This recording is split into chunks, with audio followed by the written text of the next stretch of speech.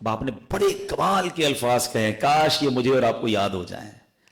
آپ اس کو سمرائز کرتے ہیں، آپ کہتے ہیں جب اللہ کا رزق کھانا چھوڑ نہیں سکتے، اللہ ایسی جگہ جا نہیں سکتے جہاں اللہ دیکھ نہ رہا ہو، اللہ کے ملک سے باہر نکل نہیں سکتے، مرتے وقت ملک الموت کو روک نہیں سکتے، قیامت کے دن فرشتوں کو جہنم میں لے جانے سے ڈینائی نہیں کر سکتے، تو پھر تو بیٹا ایک ہی طریقہ ہے، گناہ ہی چھوڑ دو. Beautiful way of explanation. یہ بھی تو استاد کو ایک ٹریننگ ہے نا کہ بزرگان دین کس طرح سمرائز کر کے بات کو دل میں اتارتے ہیں. نبی پاک کا بھی انداز رہا، پیارے آقا کی کئی حدیثیں ایسی ہیں جو باقاعدہ واقعات سنائے نبی پاک نے، اور پھر کس خوبصورت انداز سے دل میں بات بٹھائی. تو کاش مجھے بھی یاد آ جائے کہ جب میں گناہ کرنے کی طرف جاؤں، آپ کو بھی یاد آئے کہ جو تو کر رہا ہے وہ رب دیکھ رہا ہے، اسی کا رزق کھایا ہے، اسی کے ملک میں رہ رہا ہے، اسی کی کائنات میں رہ رہا ہے، اور اسی کو ناراض کر رہا ہے. تو اب حضرت یوسف کی پارسائی کے تو چرچے ہیں، غور کریں ہماری خلوتوں کا حال کیا ہے. لوگوں کے سامنے ہم بڑے نیک، بڑے شریف. ایک بار ہماری دعوت اسلامی کی مرکزی مجلس شورا کے نگران مولانا حاجی عمران اطاری نے اپنے بیان میں بڑی کمال کی بات فرمائی. آپ فرماتے اگر آپ کو اپنا تعارف حاصل کرنا ہے نا کہ میں کون ہوں، اگر میں آپ سے سوال کروں اور اپنے آپ سے بھی سوال کروں ہو ہے، فرماتے اگر اپنا تعارف حاصل کرنا ہے نا تو یہ دیکھ لو اکیلے میں جب کوئی دیکھنے والا نہ ہو کیا کرنے کو جی چاہتا ہے. اگر تو نیکی کرنے کو جی چاہتا ہے، نماز پڑھنے کو جی چاہتا ہے، دعائیں کرنے کو جی چاہتا ہے، تلاوت کرنے کو جی چاہتا ہے، اللہ کو یاد کرنے کو جی چاہتا ہے، تو یہ تم سوچ لو کہ تم کیا ہو. اور اگر اللہ نہ کرے اکیلے میں جاتے ہی اللہ کو ناراض کرنے والے کاموں کا جی چاہتا ہے، تو ایکچوئل تعارف وہی ہے جو میں اکیلے میں ہوں. لوگوں کے سامنے تو بہت سارے چہرے ہیں جناب، کچھ لوگ بڑے با اخلاق ہیں، کچھ لوگ ویری اسمائلی فیس ہیں، کچھ بڑے ویل مینرڈ ہیں، کچھ جناب نیک نوازی بھی ہیں. But whenever I am alone، اصل تو انٹروڈکشن یہ ہے نا کہ اس وقت میں کیسا ہوں. تو ہے میرے پیارے اسلامی بھائیوں، اللہ کو وہ بندہ بڑا پسند ہے جو تنہائی میں بھی گناہ کرتے وقت اللہ سے ڈرے. ایک اور حدیث پاک ہے جس کا جز ہے کہ قیامت کے دن جن خوش نصیبوں کو اللہ کے عرش کا سایہ ملے گا ان میں وہ خوش نصیب بھی شامل ہے کہ جب وہ تنہائی میں اللہ کو یاد کرے اور اس کی آنکھوں سے آنسو بہ نکلیں. کئی بار ایسا ہوتا ہے محفل میں، اجتماع میں دعا ہوتی ہے، ہمارے آنسو نکل آتے ہیں، اچھی بات ہے، مگر کیا اکیلے میں بھی ہم اللہ کی بارگاہ میں روتے ہیں؟ تو حضرت یوسف اکیلے تھے، گناہ کا موقع تھا اور آپ نے اپنے آپ کو بچایا. میں نوجوانوں سے عرض کرتا ہوں اپنی جوانی کو بچائیے، اپنی آنکھوں کو حرام سے بچائیے، کیونکہ پہلے آنکھ بہکتی ہے، پھر دل بہکتا ہے، پھر شرمگاہ بہکتی ہے. اور یہ جو پرائیویٹ پارٹس کی جو پارسائی ہے نا، یہ کتنی ضروری ہے کہ سرکار دو عالم علیہ السلام نے فرمایا. میں اگر آپ سے کہوں بھائی بتائیں کس کے پاس جنت کی گارنٹی ہے، تو کوئی بھی کہے گا جنت کی گارنٹی کون دے سکتا ہے. مگر میں آپ کو جو اب حدیث سنانے جا رہا ہوں اس میں نبی پاک نے جنت کی گارنٹی دی ہے.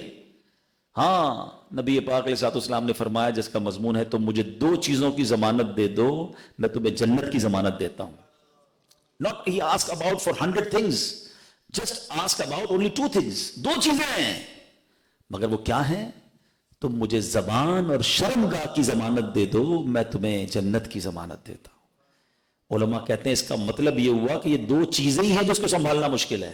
یہ 2 چیزیں ہی ہیں جس سے برا سے بچنا بہت مشکل ہے. اس کو سنبھال لیا وہ کامیاب ہے. زبان دیکھیں نا، یہ پارٹ آف دا باڈی کیسی ہے کہ کوئی بھی ہماری باڈی کا پارٹ ایسا نہیں ہے جس کے آگے گارڈ ہو. زبان کے آگے 32 گارڈ ہیں، دانتوں کا پہرا بٹھایا ہوا ہے، مگر یہ 32 گارڈز کا پہرا توڑ کر جب چلتی ہے تو کسی کا دل توڑ دیتی ہے، کسی کا گھر تباہ کر دیتی ہے. وہ کہتے ہیں تلوار کا وار تو ٹھیک ہو سکتا ہے، زبان کا وار ٹھیک نہیں ہوتا، وہ برسوں یاد رہتا ہے، دل دکھا رہتا ہے. سمجھیے پیارے اسلامی بھائی، حضرت یوسف spent 12 years without any، کوئی قصور ہی نہیں تھا نا، without any mistake، اللہ کی رضا کے لیے رہے وہاں پر. مگر کمال یہ تھا حضرت یوسف نے وہاں بھی جیل میں بھی اسلام کی دعوت، نیکی کی دعوت دینا شروع کر دی. اللہ کے نبی تھے، جہاں جاتے تھے اسلام پھیل رہا ہے. اب اتفاق یہ ہوا کہ بادشاہ کے 2 بڑے قریبی لوگ جیل میں کسی وجہ سے آ گئے. ان لوگوں کو خواب دیکھا، حضرت یوسف سے خوابوں کی تعبیر پوچھی، آپ نے جواب دے دیا اور وہ بڑے حیران ہوئے، خواب کی تعبیر نکلی بھی ویسی. وہ لوگ تو جو ہے وہ اس جیل سے باہر چلے گئے. اب کیا ہوا کہ حضرت یوسف علیہ السلام تو جیل میں ہیں اور وہاں پر بادشاہ نے ایک خواب دیکھا کہ 7 فربا گایوں کو 7 دبلی گائیں کھا رہی ہیں اور 7 ہری بالیاں ہیں، 7 سوکھی بالیاں ہیں۔ اب یہ خواب بڑا عجیب تھا، بادشاہ تھا، پریشان ہو گیا کہ اس خواب کی تعبیر کیا۔ اس نے بہت سارے لوگوں کو باری باری بلایا، ہر بندہ اپنے حساب سے تعبیر بتاتا تھا، اس کو اطمینان نہیں ہوتا تھا، کہتا نہیں یار یہ نہیں ہے۔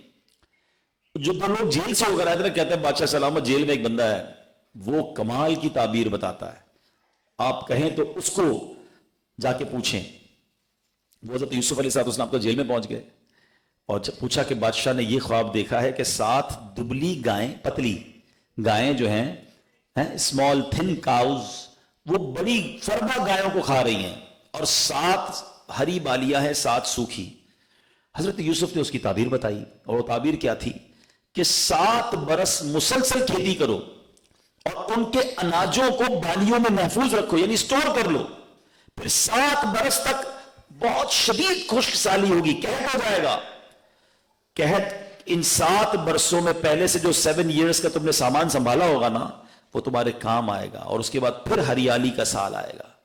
بادشاہ کو جا کر جب انہوں نے یہ ساری بات بتائی تو بادشاہ نے کہا کہ حضرت یوسف کو دربار میں لے کر آؤ، جیل سے نکال کر لاؤ۔ حضرت یوسف کو جب یہ پتا چلا کہ ان کی رہائی کا وقت آ گیا ہے تو آپ نے سٹینڈ لے لیا۔ 12 سال حالانکہ ہو چکے ہیں، مگر اللہ اکبر، خودداری کا عالم کیا تھا۔ فرمایا ایسے نہیں آؤں گا باہر، پہلے میری بے گناہی کا اعلان کیا جائے، پہلے بتایا جائے دنیا کو کہ جو مجھ پر الزام لگا تھا وہ جھوٹا تھا۔ اگین انویسٹیگیٹ ہوا، اگین اس پر جناب آج کے دور کی بات کروں تو کمیشن بیٹھا ہوگا، اور واقعی یہ بات سامنے آئی کہ حضرت یوسف بالکل پاک صاف بے قصور تھے، اور یہ زلیخا تھی جس کا یہ قصور تھا۔ بہرحال حضرت یوسف کا برات کا اعلان کیا گیا، آپ کو پورے ملک میں اعلان کیا گیا کہ آپ بالکل بے قصور تھے، وہ الزام جھوٹا تھا، اور آپ کو دربار میں لایا گیا۔ جب آپ آئے دربار میں تو آپ نے بڑا کمال کا بادشاہ سے کہا کہ ایسا کرے کہ یہ جو سارا میں نے خواب کی تعبیر بتائی ہے یہ سارا نظام مجھے دے دیں، میں پراپر طریقے سے یہ سارا کام کر لوں گا، اور انشاءاللہ ہمارے ملک میں قحط وغیرہ نہیں آئے گا۔ بادشاہ کو سمجھ آیا اور بادشاہ نے یہ سارا نظام حضرت یوسف کے ہاتھ میں دے دیا۔ سفر کہاں سے چلا تھا؟ کنویں سے، اس کے بعد بازار میں بک گئے، مگر آج اللہ نے مصر کا کنٹرول حضرت یوسف کے ہاتھ میں دے دیا۔ اب کیا ہوا؟ حضرت یوسف نے پورا پلان کیا، باقی ملکوں والوں کو تو نہیں پتا تھا نا، آس پاس کے ملکوں والوں کو کہ ہونا کیا ہے۔ آپ نے مصر میں ایک بہت خوبصورت پلاننگ کی اور 7 سال تک مسلسل اناج اگایا اور اس کو سٹور کرتے رہے، اور پھر ایسا ہی ہوا کہ اگلے 7 سال شدید ڈراؤٹ، خطرناک قحط آنا شروع ہوا۔ 1 آدھ سال تو لوگ برداشت کر گئے، اگلے سال اب آس پاس کے جتنے ایریا تھے اناج ہی نہیں، ایک دانہ نہیں اناج کا۔ تو اب سارے لوگ اناج خریدنے کہاں آئے؟ مصر آئے کہ یہاں اناج موجود ہے۔ تو پہلے سب لوگوں نے اپنا مال حضرت یوسف کو دیا، 1 سال آپ نے سب کو اناج دیا۔ اگلے سال آئے تو مال تو تھے نہیں، تو سب نے اپنے جانور بیچے حضرت یوسف کے پاس آ کر اور سب کو اپنے اناج دیا۔ 3rd ایئر نہ پیسے تھے نہ جانور تھے۔ علماء کہتے ہیں پبلک آ رہی ہے حضرت یوسف کے پاس اور آ کر کہتی ہمیں ہی خرید لیجئے، ہمارے پاس اب تو کچھ نہیں ہے نا، مال بھی ختم، کیونکہ کاروبار بھی ٹھپ ہو گیا، جب قحط سالی ہو تو کچھ بھی نہیں ہوتا تھا۔ اب انہوں نے کہا ہمیں خرید لیے۔ حضرت یوسف نے پورے مصر کے لوگوں کو خریدا، ان کو اناج دیا، اور اللہ کی رضا کے لیے سب کو پھر آزاد بھی کر دیا۔ بڑی باریک بات علماء کہتے ہیں، ذرا سوچو، یہی وہ مصر تھا جو حضرت یوسف کو بیچا گیا تھا، آپ کو ان کے بھائیوں نے بیچا، اللہ نے عروج کیسا دیا کہ پورا مصر۔ لیکن اگلی بار بادشاہ نے کہا ہے کہ بنیامین کو لے کر آنا ورنہ اناج نہیں ملے گا۔ حضرت یعقوب نے کہا میں نے تمہاری بات نہیں ماننی، تم نے پہلے میرے ایک بیٹے کے ساتھ بھی ویسے ہی کیا ہے، بڑا کیلو کال ہوتا رہا، مگر جب انہوں نے اناج کے بورے کھولے نا تو اس میں سے پیسے بھی نکل آئے۔ تو آپ نے کہا دیکھیں بادشاہ سلامت کتنا اچھا ہے، ہمیں اناج بھی دیا، پیسے بھی دے دیے، بابا جان اب تو ہماری بات مان جائیں۔ بہرحال بڑا کیلو کال ہوتا رہا، بڑی ریکویسٹیں ہوتی رہیں، بڑے وعدے کیے انہوں نے، اور اگلی بار اپنے اس بھائی کو لے کر گئے جو حضرت یوسف کے سگے بھائی تھے۔ دوبارہ دربار میں پہنچے، دوبارہ ان لوگوں کی لائن میں ہیں کہ جو اناج لینے آئے ہیں۔ حضرت یوسف نے بنیامین کو پہچان لیا اور ان کو بلایا اور اپنے ساتھ تخت پر بٹھایا اور ان کے کان میں بتا دیا کہ میں ہی تمہارا بھائی یوسف ہوں۔ حضرت بنیامین کی خوشی کا عالم کیا ہوگا ذرا سوچئے کہ میرا بھائی بادشاہ بن گیا۔ حضرت یوسف نے اب ان کو کہا کہ میں تمہارا بھائی تمہیں واپس نہیں دوں گا. ابھی تک بتایا نہیں انہیں, باقی بھائیوں کو نہیں بتایا کہ میں تمہارا بھائی ہوں. وہ بڑے روئے, بڑی ریکویسٹ کی, انہوں نے کہا نہیں میں تمہیں تمہارا یہ بھائی کو واپس نہیں کروں گا. کہا ہم اپنے بابا جان کو کیا منہ دکھائیں گے, ہم نے چھوٹے بھائی کے ساتھ بھی یہی کیا تھا, اس بھائی کو ہم نے مارا, اس کے ساتھ زیادتی کی, اب آج تک میرے والد صاحب روتے ہیں, اور روتے روتے ان کی بینائی کا ضعف کم ہو گیا. جب حضرت یوسف نے اپنے والد صاحب کے بارے میں یہ سنا کہ میرے والد صاحب میرے غم میں اتنے غمزدہ ہیں, اور ایسی کثرت پرسی کا عالم میرے گھر والوں میں ہو گیا, ظاہر ہے وہ اناج لینے آ رہے, پیسے بھی نہیں ہیں ان کے پاس, کھوٹے پیسے لے کر آئے تھے. شاہی سواریاں بھیجی گئیں, بہت بڑا قافلہ بنا کر, سبحان اللہ, ان سارے بھائیوں کو, حضرت یوسف کی والدہ کو, حضرت یعقوب کو اب بلایا گیا. اور جب مصر کے اندر داخل ہونے والے تھے تو حضرت یوسف اپنے لاؤ لشکر کے ساتھ گیٹ آف مصر پر استقبال کے لیے کھڑے ہیں. کیسا روحانی منظر تھا. حضرت یعقوب دیکھ کر حیران ہو گئے کہ یہ کس بادشاہ کی فوج ہے. تو عرض کی گئی حضور یہ آپ کے بیٹے حضرت یوسف کے سپاہی ہیں, اور خود حضرت یوسف آپ کا استقبال کرنے آئے ہیں. اللہ اکبر. جب دونوں باپ بیٹے قریب ہوئے, حضرت یوسف پر سلام ہو, اور اس کے بعد باپ بیٹوں نے بہت مسرت کے ساتھ معانقہ کیا, روتے رہے کافی دیر تک. اس کے بعد پھر آپ کو خیمے میں لایا گیا, بڑا شاندار وہ شاہی محل, پھر آپ کا استقبال ہوا, اور پھر جب وہاں پہنچے اپنے والد کو تخت شاہی پہ بٹھایا, حضرت یوسف خود بیٹھ گئے. جناب پھر آپ کے 11 بھائیوں, آپ کی والدہ اور حضرت یعقوب علیہ السلام, یعنی حضرت آپ کی والدہ, آپ کے 11 بھائیوں, اور سب نے آپ کو سجدہ کیا. اور اب وہ تعبیر جو آپ نے سنی تھی کہ مجھے 11 ستارے اور سورج اور چاند سجدہ کر رہے ہیں, وہ تعبیر اس وقت جا کے پوری ہوئی. یہ یاد رہے کہ پہلے کی شریعت میں سجدہ تعظیمی حلال تھا, لوگ سجدہ تعظیمی کیا کرتے تھے, وہ جائز تھا. اور آپ نے مشہور حدیث سنی ہوگی کہ نبی پاک علیہ السلام نے فرمایا کہ ہماری شریعت میں آ کر وہ سجدہ منع کر دیا گیا کہ اگر کسی کو سجدہ کرنا حلال ہوتا تو میں عورت کو حکم دیتا کہ اپنے شوہر کو سجدہ کرے. تو اے میرے پیارے اسلامی بھائیوں, اب اس واقعے میں کیا کیا سیکھنے کو ہے. اللہ اکبر. چلے سٹارٹ سے دوبارہ سمجھتے ہیں. زندگی میں ہمارے ساتھ بعض اوقات بڑے ایشوز آتے ہیں, کسی مشکل میں ہم پھنس جاتے ہیں, کسی جگہ اسٹک ہو جاتے ہیں. آپ اگر غور کریں نا, جتنے لوگ سوسائڈ کرتے ہیں, خودکشی کرتے ہیں, یا جناب ڈپریشن میں چلے جاتے ہیں, اس کے پیچھے ایک بڑا ریزن یہ ہوتا ہے کہ وہ سمجھتے ہیں کہ ہمارا معاملہ ختم ہو گیا, دیر از نو وے.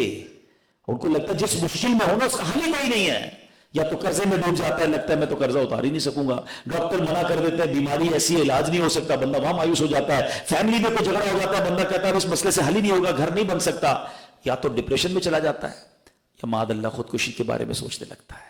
مگر وہ کیوں نہیں سوچتا کہ مسئلہ میرے لیے بڑا ہے, میرے رب کے لیے بڑا نہیں ہے. میرا رب چاہے تو اندھیرے کنویں سے نکال کر مصر کا بادشاہ بنا سکتا ہے. تو ہم بھی اگر اندھیرے میں ہیں تو کوئی بات نہیں, اللہ سے مانگے نا.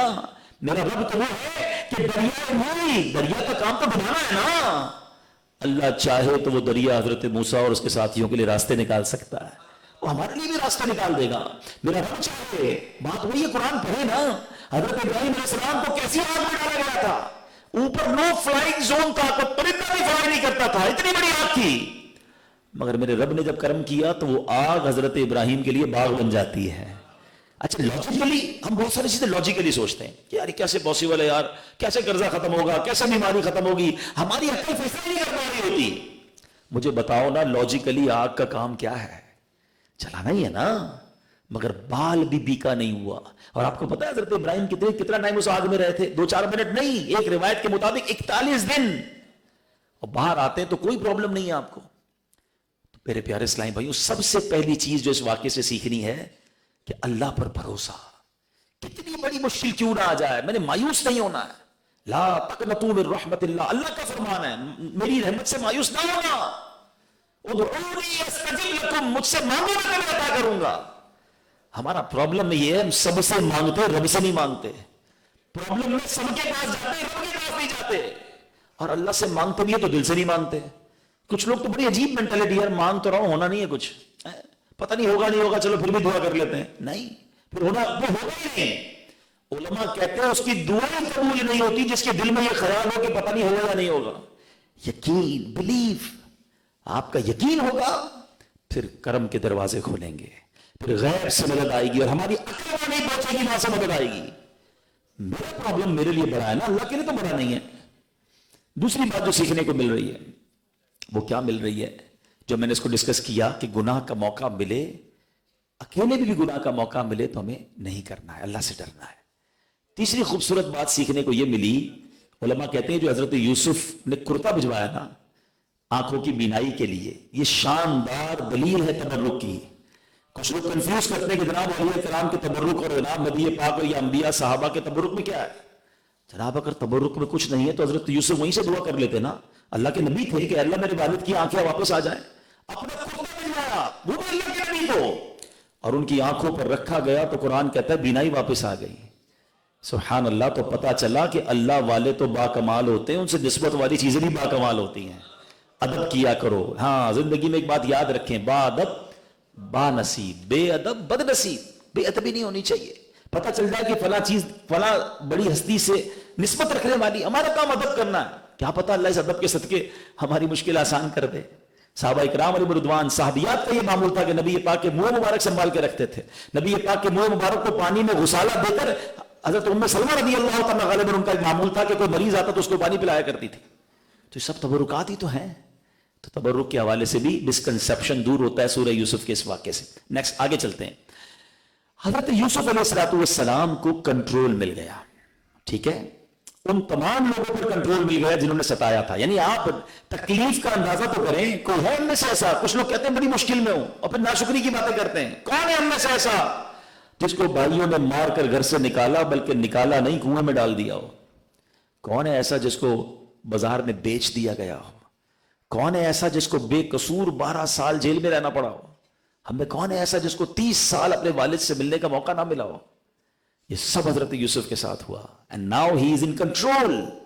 سارے لوگ سامنے ہیں، موقع پہ حکم دینے کی دیر تھی، سب کے سامنے آتے آتے، مگر کیا عظیم ارشاد فرمایا، لا تثریب علیکم اليوم، آج تم پر کوئی مواخذہ نہیں ہے، وانتم الطلقاء، اللہ کی رضا کے لیے تم آزاد ہو۔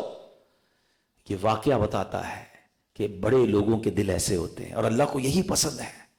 مگر آج ہمارا حال یہ ہے کہ ہم دل میں کینہ، بغض، لڑائی، بدلے کی آگ میں جل رہے ہوتے ہیں۔ کوئی غلطی کرے تو صحیح، ہم نے چھوڑنا ہی نہیں ہے اس کو، ٹٹ فور ٹٹ، جیسے کو تیسا، بس موقع ملنے کی دیر ہے۔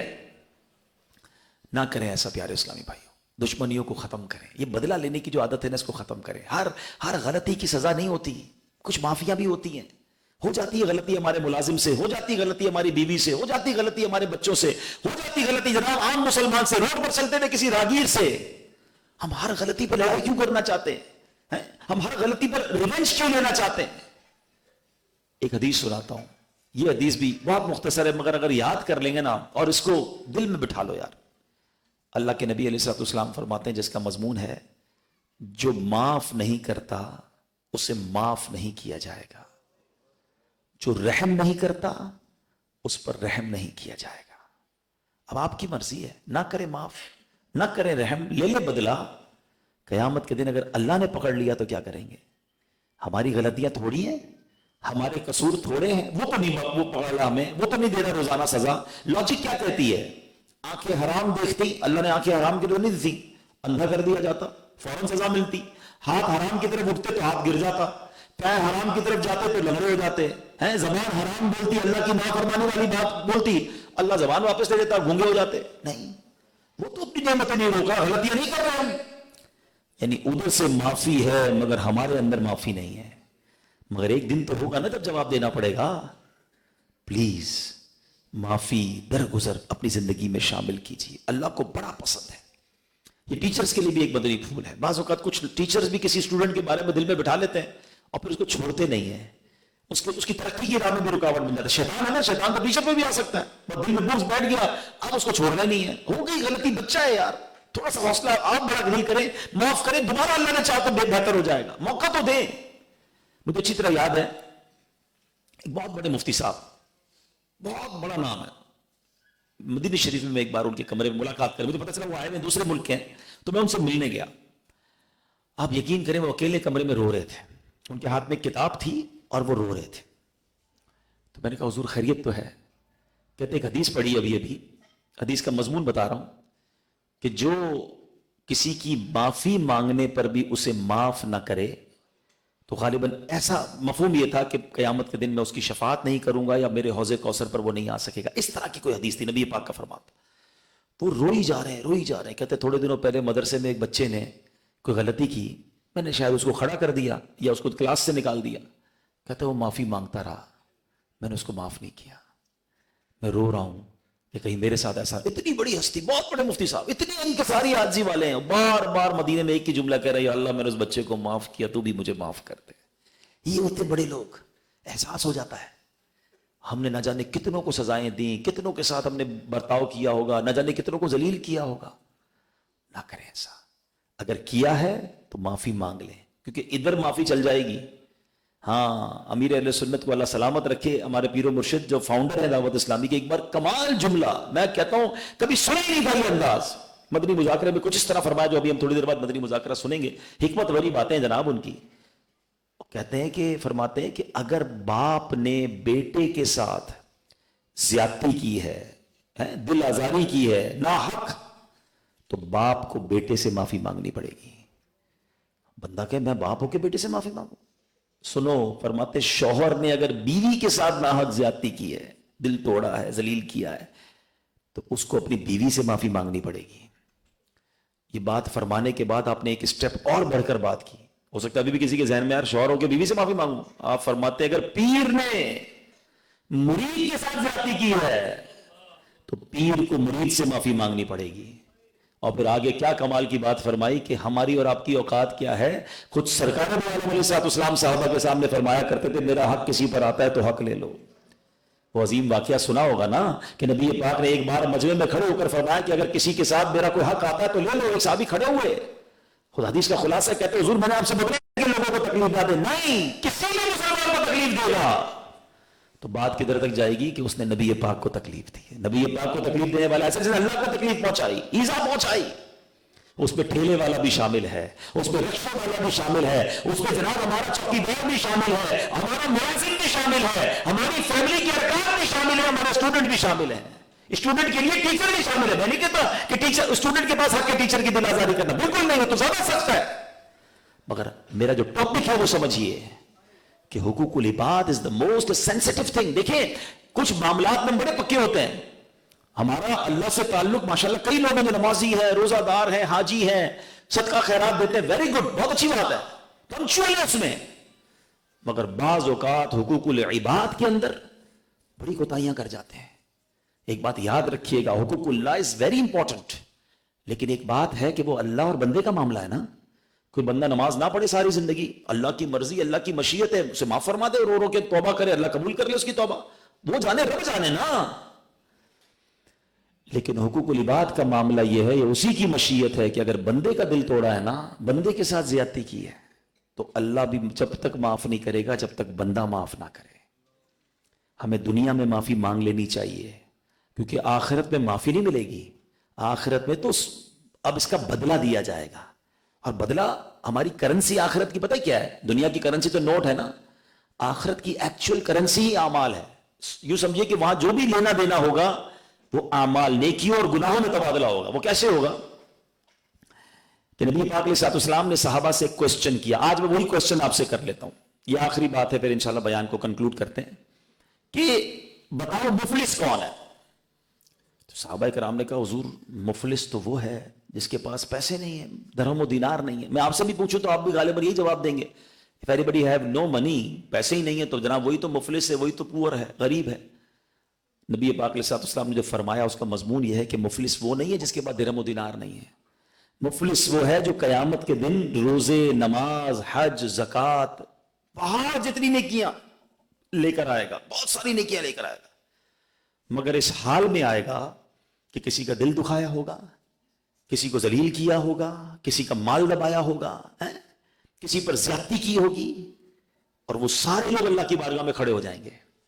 اللہ تو انصاف کرنے والا ہے نا, وہ کہیں گے یا اللہ اس نے ہمارا دل دکھایا, ذلیل کیا, سب کے سامنے ڈانٹا تھا, سب کے سامنے دل توڑا تھا, یا اللہ اس نے میرے پیسے دبا لیے, میری زمین پر قبضہ کیا. اے وہ لوگوں کو آج لوگوں کو ستا رہے ہو. آج لوگ کہتے نظر آتے ہیں میرا بگاڑ کوئی نہیں سکتا, ہاں میرے سامنے کسی کی نہیں چلتی, میں کہہ دوں وہی آرڈر ہوتا ہے, بس میرا ڈیسیشن ہو گیا, میں نے کہہ دیا. آج واقعی آپ کے سامنے کوئی کھڑا نہیں ہو سکتا ہے, مگر کل وہ کھڑا ہو جائے گا, اور وہ کھڑا ہوگا اللہ کے دربار میں. میں نے پنجاب کے ہی پچھلے ایک دو سفر میں ایک جملہ سیکھا تھا, اور میرے تو ادھر بیٹھ گیا وہ جملہ. पंजाबी जबान में एक सुना जुमला और कहते ना दिल में उतर गई बात, कई बयानात में मैंने वो बात कही है कि पंजाबी लोगों से एक जुमला सुना था, मजबूत आदमी से ना डरो, माड़े आदमी से डरो। कहते मजबूत जो है ना वो तो अपना बदला खुद ले लेगा, माड़ा आदमी जो है ना बदला नहीं ले सकता मगर वो हाथ उठा देता है। जब अल्लाह की बारगाह में फरियाद पहुंचती है ना फिर जालिम की बर्बादी से उसे कोई नहीं रोक सकता। बड़ी कमाल की बात है। वाकई वो तो मजलूम है, वो तो मजबूत है ही, कमजोर आदमी, मारा है बेचारा क्या करेगा, बड़ा आदमी का जिसके गार्ड है, जिसके जनाब दफ्तर में दाखिल ही नहीं हो सकते। मगर ज्यादती करने वाला सोच ले कि वो अल्लाह की बारगाह में हाथ उठा देगा और वहां पहुंच गई ना फरियाद, फाइल उधर जमा हो गई, तो फिर समझो उल्टी काउंटिंग शुरू हो जाती है, फिर जालिम बर्बादी की तरफ जाता है। एक मशवरा भी देता हूं आपको, कभी जिंदगी में ऐसा फील हो ना आपको कि यार एवरीथिंग गोइंग वेरी गुड, यार सेहत भी ठीक थी, कारोबार भी ठीक था, फैमिली भी मजे में थी, और अचानक आहिस्ता आहिस्ता चीजें डिस्टर्ब होने लगी हैं, काम काज में प्रॉब्लम आ रही है, सेहत में प्रॉब्लम आ रही है, घर में लड़ाई झगड़े शुरू हो गई, हुआ क्या, चलती गाड़ी क्यों खराब हो रही है? तो चेक कर लें किसी का दिल तो नहीं दुखाया, किसी की हाय तो नहीं ले ली। हाँ, ये चलती गाड़ी रुक जाती है, चलती चीजें डिस्टर्ब होना शुरू हो जाती हैं, दुआएं लो, हाय ला लो, तो क्या होगा? नबी पाक फरमाते हैं लोग खड़े हो जाएंगे अल्लाह की बारगाह में, या अल्लाह हमारा बदला दिला इससे। तो मैंने क्या कहा, वहां करेंसी तो होगी नहीं, तो मिसाल के तौर पर जिसका दिल दुखाया होगा वो नमाजें ले जाएगा, है, जिसकी ज्यादती की होगी, जलील किया होगा वो रोजे ले जाएगा, जिसके पैसे दबाए होंगे वो हज ले जाएगा, कोई जनाब और इबादत ले जाएगा। अच्छा, सारे नेकियां खत्म हो जाएंगी मगर हक मांगने वाले फिर भी खड़े होंगे क्योंकि ज्यादा लोग होंगे। ये भी बड़ा प्रॉब्लम है। जो बदअखलाक होता है ना उसको पता नहीं चलता कि मैं रोज कितनों का दिल तोड़ रहा हूं, मस्जिद में जाकर भी दिल तोड़ रहे होते हैं, नमाजियों के साथ लड़ रहे होते हैं, इमाम साहब के साथ बदतमीजी कर रहे होते हैं, मस्जिद के खातिब को डांट के आ जाते हैं। काम ही है ना, घर से निकले और घर आने तक, घर पहुंचे तो घर वालों की खैर नहीं है, उसको ये पता नहीं चल रहा कि मैं रोज कितने देर किरची किरची कर रहा हूं। आका फरमाते लोग बच जाएंगे, नेकियां खत्म हो जाएंगी। तो वहां ये ऐलान तो नहीं होगा ना कि भाई नेकियां खत्म, चलो भाई हमारा लंगर खत्म हो गया, जाओ वापस, ऐसा तो नहीं, अल्लाह इंसाफ करने वाला है। अब फरमाया जो मजलूम होंगे उनके गुनाह जालिम के सर डाले जाएंगे। जो अपने गुनाह लेकर नहीं गया था वो नेकियां लेकर गया था। ऐ नमाजियों, हाजियों, रोजादारों, सुनो, सब्र नेकियां कीजिए मगर हुकूकुल इबाद में मजबूत रहिए वरना कहीं ये सब ना चला जाए। फिर नबी पाक फरमाते ऐलान होगा ये वो शख्स है कि जो लोगों के गुनाह अपने सर पर लेकर अब जहन्नम में जा रहा है। तो ऐ मेरे प्यारे इस्लामी भाइयों, अब गौर कर लीजिए कि हुकूकुल इबाद में कितना पंक्चुअल होना है। हजरत यूसुफ का ये वाकया पुकार कर कह रहा है कि बड़ा ज्यादती हुई थी, कंट्रोल था। अच्छा, अब में से कुछ लोग माफ कर देते हैं, पता है किसको माफ करते हैं? जिसको कोई बुला ही नहीं सकते, मतलब 4 गार्ड घूम रहे उसके साथ, मैं उसको कुछ नहीं कर सकता, चलो यार माफ किया। ये कोई कमाल नहीं है। कमाल ये है कि आपके हाथ में कंट्रोल है, आप बदला ले सकते हैं, उसका चाहे तो बहुत कर सकते हैं और अल्लाह की रज़ा के लिए माफ करो ना। माफी तो ये बनती है ना, अल्लाह को कितनी पसंद है माफी जो कंट्रोल कुदरत रखकर बदला ना ले। तो आज ये समझ के जाना है। हम दुआ करते हैं अल्लाह की बारगाह में और वो दुआ बड़ी प्यारी है, अच्छी दुआ है, करते रहना चाहिए कि या अल्लाह मेरे तमाम सगीरा कबीरा गुनाह माफ कर दे। करते हैं ना, कह दो आमीन। मगर एक सवाल है, अल्लाह से तो कह रहे हो अल्लाह सारी खताएं माफ कर दे, आपने बंदों की खताएं माफ की हैं? नहीं नहीं, मैं तो इंतजार में बैठा हूं, बस मौका मिलने की देर है, उसकी बच्ची की शादी आने वाली है, मैं उसकी शादी खराब करूंगा, जाके उसको भरे मजमे में जलील करूंगा। कई लोग तो प्लान करके बैठे हैं कि फला खुशी का मौका है तो खुशी के मौके जाकर इसको बंद करूंगा, इसको बदलना मुझे। अल्लाह से कह रहे हो अल्लाह सब माफ कर दे और मैं अल्लाह के बंदों को माफ करने के लिए तैयार नहीं हूं। सोचो ना, ये कैसी माफी है? मजा क्या है कि मैं पहले सबको माफ करूं और फिर अल्लाह से कहूं कि अल्लाह मैंने बंदा होकर तेरे सारे बंदे माफ कर दिए, तो खालिक है ना, तू तो मालिक है, सबसे बड़ा माफ करने वाला है, अल्लाह अब तू मुझे माफ फरमा दे। फिर देखो कैसे कर्म के दरवाजे खुलते। तो बहरहाल मेरे प्यारे इस्लामी भाई, one of the beautiful story of Quran, हमने उसकी कुछ बातें सुनी और मैंने शुरू में कहा था कि इस वाक़े को बयान करते हुए मेरी एक नीयत ये भी है कि हम कुरान का शौक पैदा करें। जब एक वाक़े में इतना दर्स है तो मोर देन 100 कुरान के वाक़यात हैं, पढ़ें तो सही।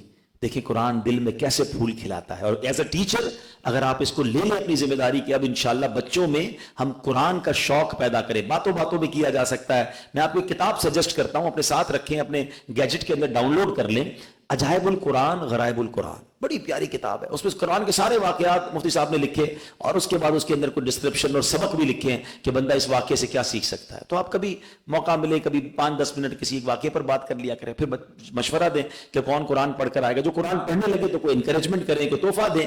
تو انشاءاللہ مجھے یاد ہے میں جب 4th کلاس میں تھا تو الحمدللہ اس وقت میں نے ناظرہ قرآن ختم کیا تھا. میں انکریجمنٹ کی بات سے بہت پرانی بات مجھے یاد آ گئی.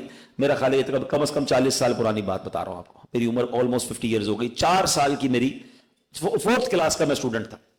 تو ہم ہمارے پرنسپل صاحب کے پاس گئے, میں کراچی کے اسکول کی بات کر رہا ہوں. تو ان کو جا کر ہم نے قرآن پاک, ابو نے قرآن پاک تقسیم کیے خوشی میں کہ بھئی ناظرہ قرآن پڑھا ہے بچے نے تو چلے گفٹ دیں گے سب کو. تو ہم قرآن پاک لے کر گئے. تو پرنسپل صاحب نے کہا کہ نہیں, ہم ایسے آپ کا گفٹ قبول نہیں کریں گے. ہم پورے اسکول کی اسمبلی بلائیں گے اور جناب سب بچوں کے سامنے آپ کا اناؤنسمنٹ کریں گے, آپ کو اسکول کی طرف سے ایک سرٹیفکیٹ دیں گے.